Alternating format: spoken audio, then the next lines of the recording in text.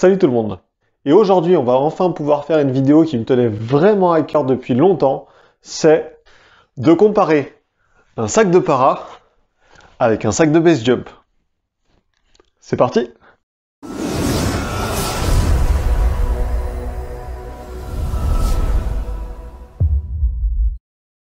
Et avant toute chose, je voulais d'abord remercier l'Epcol qui a accepté de me prêter non pas un, mais 2 sacs de para. Donc merci beaucoup à eux.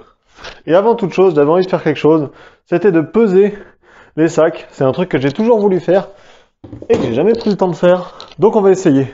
Le premier sac de para qu'on va peser, c'est ce sac-là, avec du coup à l'intérieur une voile en 170 pieds carrés.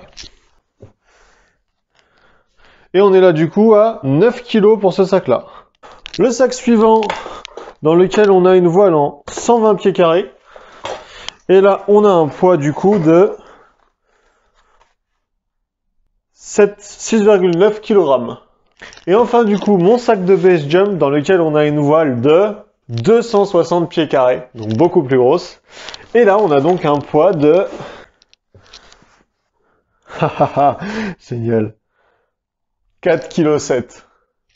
Donc, mine de rien, une belle différence quand même. Bon, bien sûr, qui est due à ce qu'il y a dedans. Allez, on passe au sac. Ok, donc voici les 3 sacs, où on retrouve donc notre sac de parachute, donc pour sauter d'avion, hein, pour ceux qui se poseraient la question, avec une voile de 170 pieds carrés. Là, ici, un sac de parachutisme encore avec une voile de 120. Et donc, comme je l'ai dit tout à l'heure, mon sac de base jump avec une voile de 260.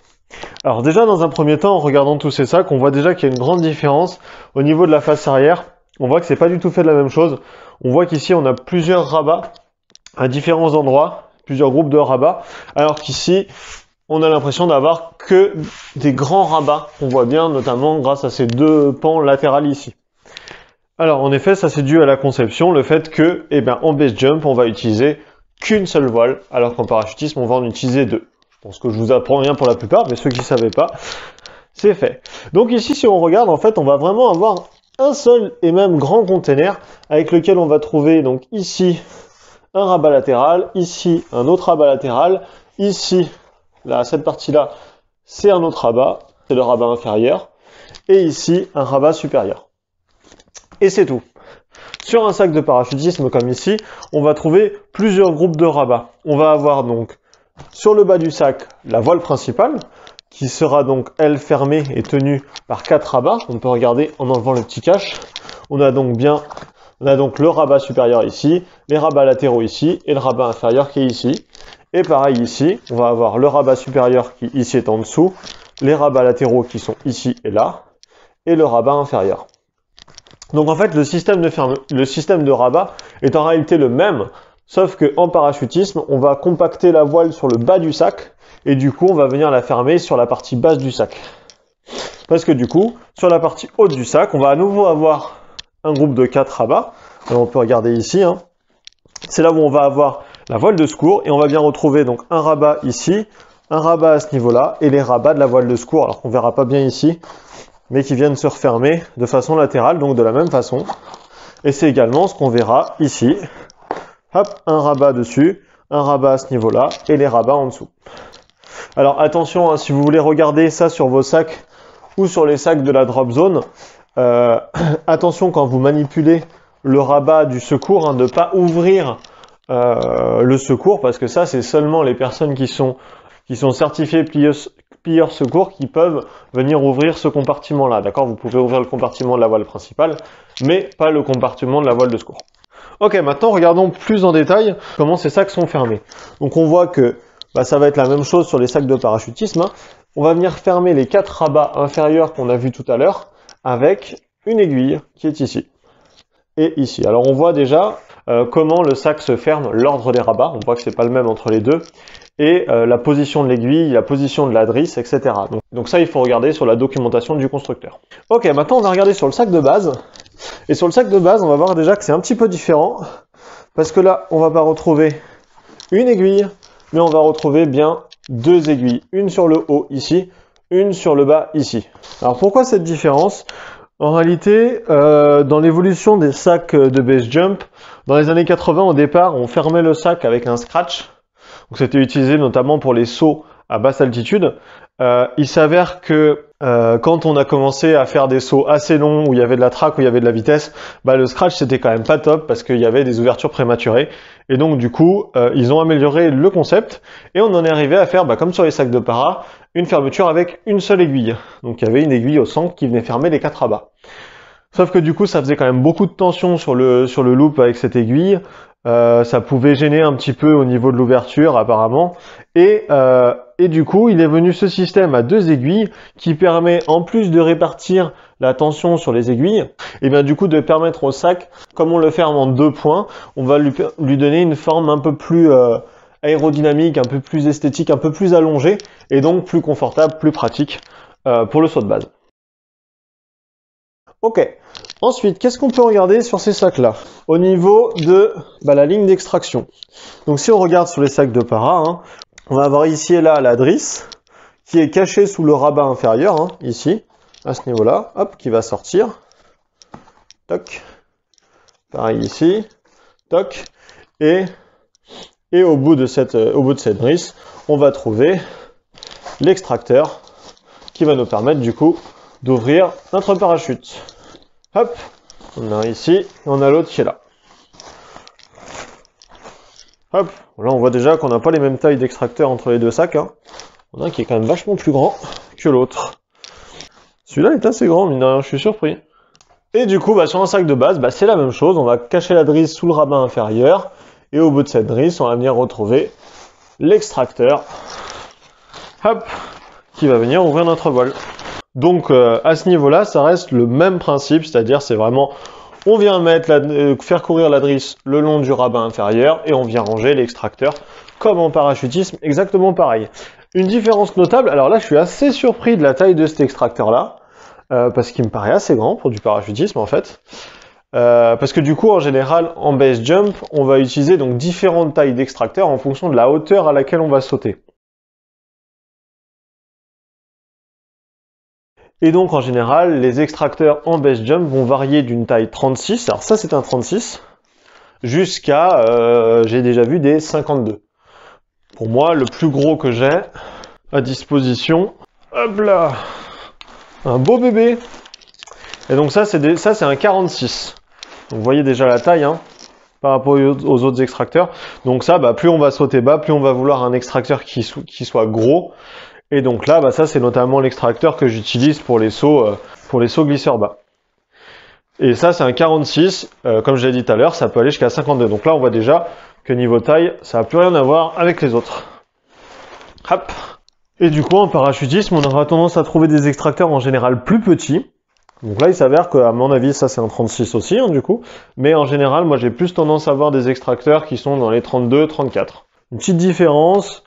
Mais qui pour les sauts à vitesse terminale, ce qui est le cas en parachutisme et ce qui est le cas en base jump quand on saute d'une grosse falaise, grosso modo on n'a que très peu de différence au final. Est-ce qu'il faut vraiment oublier tous les extracteurs? Hop, on va mettre les extracteurs là-bas. Maintenant passons sur l'autre côté des sacs. Alors de ce côté-là aussi on voit qu'il y a quelques différences. Déjà on voit que sur ces deux sacs on va avoir un jeu de poignées ici, qui n'existe pas sur mon sac de base. Alors il faut savoir que sur un sac de base jump on peut quand même trouver des poignées, notamment une poignée à ce niveau-là, qui ressemblerait fortement à celle-ci, et c'est une poignée de libération. Moi, j'en ai pas sur ce sac-là parce que j'ai choisi de pas en mettre, mais ça existe. Alors, à quoi ça sert d'avoir un système de libération? Pour libérer du coup notre voile principal, et du coup, la seule et unique voile qu'on peut avoir, c'est notamment dans le cas où vous tombez dans un torrent avec votre voile, que votre voile commence à vous emmener et que vous allez risquer de vous noyer. À ce moment-là, vous avez la possibilité de libérer la voile et donc potentiellement de vous sauver. Moi j'ai choisi de ne pas en mettre sur mon sac parce que ça a aussi des contraintes, ça c'est à chacun de choisir. Sinon sur le reste du harnais au niveau du base, on voit qu'il n'y a rien de spécifique, hein. On a juste un harnais vraiment classique. La petite chose qu'on peut remarquer c'est peut-être cette présence ici, alors je vous mettrai en gros plan, hein. C'est des petites boucles qui permettent de faire passer une sangle ou une petite cordelette pour utiliser son sac de base jump comme un harnais pour faire des petits rappels ou pour se sécuriser à certains endroits. Donc ça reste pratique. Sur un sac de para, en revanche, on va avoir beaucoup plus de choses à ce niveau-là, beaucoup plus de systèmes. On va avoir donc 2 poignées. On va avoir côté droit la poignée de libération de la voile principale et côté gauche la poignée pour ouvrir la voile de secours. On peut également trouver un coupe-suspente. Alors je ne l'ai pas dit ici, hein, j'en ai un juste là. Donc un coupe-suspente. Sur la partie basse du harnais, rien de spécial, ça reste un harnais classique. Et enfin, on va trouver, alors ici ou ici, eh bien, le système de sécurité qui, si on n'a toujours pas ouvert ou si on va toujours trop vite à partir d'une certaine hauteur, va déclencher la voile de secours et donc ouvrir la voile de secours pour nous sauver. Chose qui, du coup, en base jump, n'existe pas du tout. Il n'y a absolument pas de secours à utiliser. Il n'y a pas de système qui éventuellement pourrait ouvrir une voile quelle qu'elle soit si on n'a pas ouvert. Voilà. Alors, maintenant, vous me demanderez pourquoi, du coup, mine de rien, même si on a tous ces systèmes, pourquoi on ne pourrait pas utiliser ces sacs-là sur une falaise? Et tout simplement parce qu'ils sont faits, la conception des voiles, la conception du rangement de la voile qu'on va voir juste après, est fait pour s'ouvrir de façon beaucoup plus longue et beaucoup plus confortable, alors qu'ici, en général, on est sur des voiles qui sont plus grosses, qui sont faites pour s'ouvrir rapidement et pour être beaucoup plus stables. Alors qu'en para, on a des voiles qui peuvent être un peu plus agressives, qui vont voler un peu plus vite, mais qui du coup sont aussi un petit peu plus dangereuses, chose qu'on recherchera pas trop en base jump. Maintenant, on va regarder plus en détail. Alors, on va peut-être se concentrer que sur 2 sacs, hein. Ça suffira. Plus en détail, comment c'est fait à l'intérieur d'un sac. Alors là, je tiens à préciser petit pouce bleu parce que je suis reparti pour 2 pliages. Merci. Donc, on va commencer par celui que sans doute vous connaissez le plus, pour garder le suspense pour la fin. Donc une fois qu'on a sorti notre extracteur, que l'extracteur il s'est gonflé, il tire, et donc avec la force de traction, hop, il vient faire sauter l'aiguille qui est ici. Donc dès qu'il y a de la traction, on voit que l'aiguille elle se retourne, et tac, ça vient ouvrir le sac. Les rabats s'ouvrent, tac, tac, tac, tac. Ça continue de tirer parce qu'il y a quand même une grosse force quand on est en vitesse terminale. Et en parachutisme, on voit qu'est-ce qu'on a dans le sac. On a un gros sac qu'on appelle le pod. Alors je dis ça pour ceux qui connaissent pas, pour ceux qui connaissent, je me doute que vous savez ce que c'est. Mais en tout cas, on a un pod dans lequel on va être rangé la voile et sur lequel en général vont être lovées les suspentes. Alors on voit, hop, il y a tout le paquet qui sort, hein, avec les suspentes qui sont derrière. Alors, je vous prie de ne pas juger la qualité de mes lovages de suspentes, ni la qualité de la mise en pod, parce que cette voile n'a pas été pliée pendant plus de 10 ans, et j'ai vraiment galéré à rentrer tout ça là-dedans. Les suspentes étaient dans tous les sens, c'était vraiment galère. Donc ne regardez pas la qualité, regardez juste comment c'est fait en général. Merci. Donc on va avoir le pod en fait qui va sortir, dans lequel il y aura la voile, et sur lequel en général à l'extérieur, alors oui là c'est tout écrasé du coup, seront lovées, hop, les suspentes.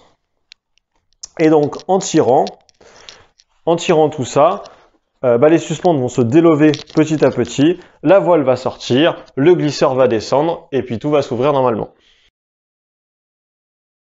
Alors, il faut savoir qu'également qu'on trouve d'autres systèmes à ce niveau-là. En général, on voit toujours des suspentes lovées sur les pods comme celui-ci, mais on peut aussi trouver d'autres systèmes, notamment des lovages en fond de sac. On a les suspentes qui sont rangées au fond du sac, ou alors des suspentes qui sont lovées en 8 et rangées dans une poche sur le côté du pod. J'essaierai de vous mettre des photos en même temps pour illustrer tout ça. Ok, maintenant, regardons pour la voile de base. Pour la voile de base, donc pareil, on a sorti l'extracteur, il s'est gonflé, hop, il a tiré, il tire. Et là, il va venir se faire sauter la première aiguille. Alors, vous voyez ici, il y a un peu de mou entre les aiguilles. En réalité, c'est tout à fait normal, c'est pour que quand la première aiguille soit mise en tension, la deuxième aiguille, elle, ne soit pas mise en tension. Et ça permet en fait du coup d'avoir moins d'effort sur les aiguilles et d'éviter éventuellement des problèmes à l'ouverture. Donc là, on a la première aiguille qui va sauter et la deuxième aiguille qui va sauter. Et là, qu'est-ce qui se passe? Et poudoum, on a directement notre voile qui est à l'intérieur ici. Et donc, du coup, en fait, il n'y a pas de pod, il n'y a pas de poche dans laquelle on vient ranger la voile. La voile est directement pliée à l'intérieur du sac. Et là, en continuant de tirer, ça va ouvrir la voile. On remarque également que du coup, si on n'a pas de pod, hop, on va déplier un peu la voile. Chouf. Les suspentes sont, elles, pliées dans le bas de la voile, dans cette petite poche. Elles vont pas être lovées avec des élastiques, elles vont être directement dans cette poche-là. Et si on ouvre, voilà, on voit toutes les suspentes qui sont lovées en 8. Alors là, c'est un petit peu écrasé du coup. Mais toutes les suspentes sont lovées en 8, de manière à ce qu'une fois que ce soit tiré, les suspentes se délovent, et après, la voile vienne s'ouvrir normalement. Voilà, donc c'était la petite différence qu'on peut avoir entre la façon dont c'est rangé dans un sac de para et la façon dont c'est rangé dans un sac de base jump. Et dans un sac de base jump, eh bien, une fois que la voile est sortie, dans le sac, bah, il n'y a plus rien. C'est juste un sac tout vide. Il n'y a rien du tout. Rien de plus que juste la voile. Voilà, bah, j'espère que cette vidéo vous aura plu. Qu'elle vous aura peut-être amené quelques petites informations, fait découvrir des trucs, sinon que vous aurez juste passé un bon moment. N'hésitez pas à regarder dans la description, je vais vous laisser les documents que j'ai pu trouver concernant le sac harnais. C'est un document qui est assez long, mais qui peut vous apprendre beaucoup de choses, donc n'hésitez pas à y jeter un coup d'œil si vous êtes intéressé à ce niveau-là. Parce qu'il y a beaucoup de choses intéressantes qui sont dans ce document, mais il est sacrément long, donc je vais vous laisser le relire. Pour ce qui est de la voile de base jump, si vous avez envie d'en découvrir un petit peu plus, que vous êtes curieux, ou que c'est quelque chose que vous voulez faire peut-être plus tard, hein, n'hésitez pas à aller checker la vidéo de Vincent Descoles. Vous avez le pliage glisseur haut, le pliage glisseur bas, ça vous permettra de découvrir plein de choses et c'est vraiment super bien fait, donc je vous encourage à aller voir sa vidéo si vous êtes curieux. Et puis sur ce, bah moi je vous laisse là, et puis à la semaine prochaine. Salut tout le monde!